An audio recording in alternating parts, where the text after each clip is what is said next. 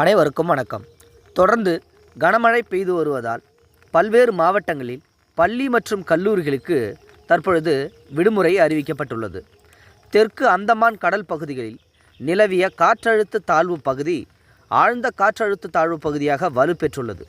இது மேற்கு வடக்கு திசையில் நகர்ந்து இன்று அதாவது நவம்பர் 24 தென்கிழக்கு வங்கக்கடல் மற்றும் அதையொட்டி தெற்கு அந்தமான் கடல் பகுதிகளில் காற்றழுத்த தாழ்வு மண்டலமாக வலுப்பெறக்கூடும் என்று வானிலை ஆய்வு மையம் தெரிவித்துள்ளது.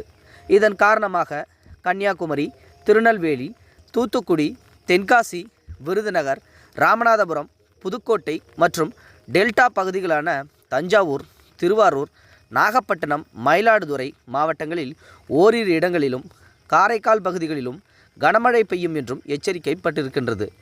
இதனைத் தொடர்ந்து தமிழகத்தின் பல்வேறு மாவட்டங்களில் நேற்று இரவு முதல் கனமழை பெய்து வருகின்றது.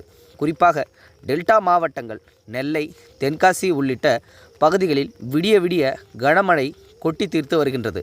இந்த நிலையில்தான் கனமழை காரணமாக ராமநாதபுரம், திருவாரூர், கள்ளக்குறிச்சி, திருச்சி, தூத்துக்குடி, புதுக்கோட்டை, விருதுநகர், மயிலாடுதுறை, சிவகங்கை ஆகிய மாவட்டங்களில் உள்ள பள்ளிகளுக்கு அந்தந்த ஆட்சியர்கள், மாவட்ட ஆட்சியர்கள் விடுமுறை அறிவித்துள்ளனர். தென்காசி மற்றும் நெல்லை மாவட்டங்களில் பள்ளிகள் மற்றும் கல்லூரிகளுக்கு விடுமுறை அறிவிக்கப்பட்டுள்ளது. அதேபோல புதுச்சேரி மற்றும் காரைக்காலிலும் கனமழை காரணமாக பள்ளிகள் மற்றும் கல்லூரிகளுக்கு விடுமுறை அறிவிக்கப்பட்டுள்ளது. தற்பொழுது கிடைத்த அண்மை செய்தி இது. பள்ளி மற்றும் கல்லூரிகளான கனமழை காரணமாக விடுமுறை அறிவிக்கப்பட்டுள்ளது.